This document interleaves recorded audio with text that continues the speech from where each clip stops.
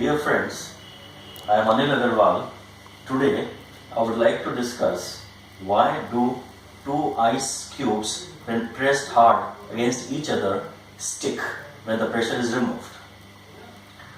This can be explained on the basis of phase diagram. See, this is a phase diagram. It's a graph between P and T, and the graph portion AB of the graph shows fusion curve. That is, when ice melts into water or water under suitable conditions is made to freeze into ice, this curve is followed. This curve has negative slope. It is bending towards y-axis. This graph has negative slope. It implies that as the pressure increases, the temperature, the corresponding temperature decreases. Now all the temperatures on this graph represent corresponding melting points.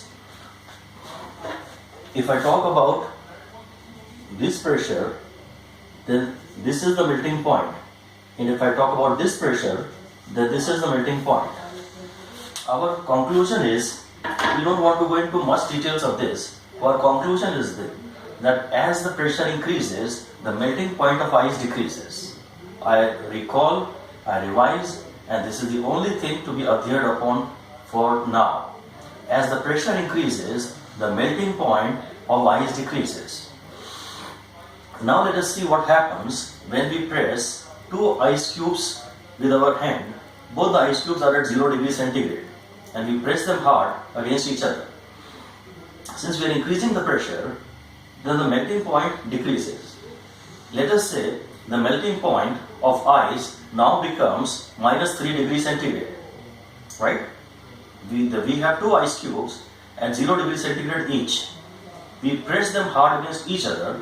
Because of the pressure, the melting point of ice is no more 0 degrees centigrade.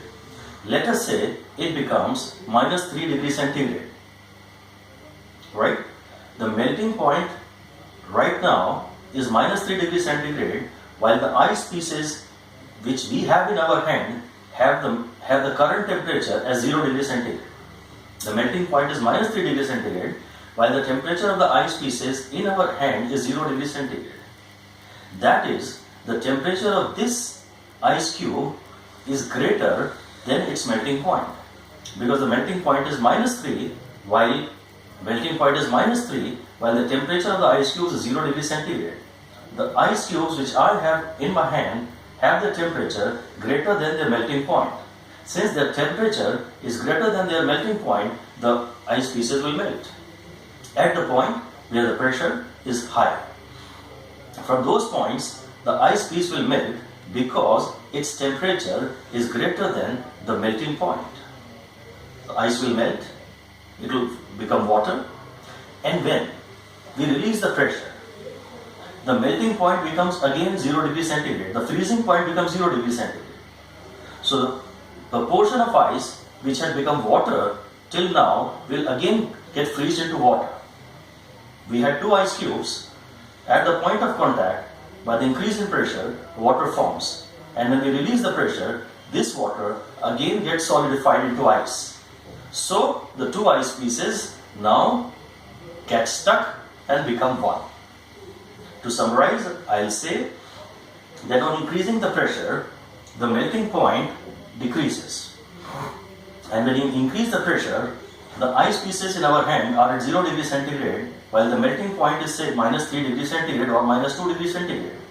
The temperature of the ice piece is greater than the melting point, so the ice piece melts, it becomes water. On releasing the pressure, it becomes ice again, and thus the two ice pieces stick together due to the water in between converting into ice. But there is one simple example I would like to take, which is illustrated in many books based on this process. This process is actually called regelation, Regelation.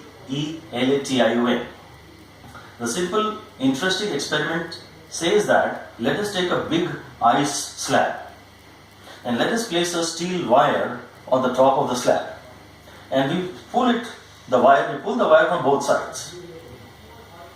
Since we pull the wire from both sides, due to the pressure, the ice just below the wire will get melted.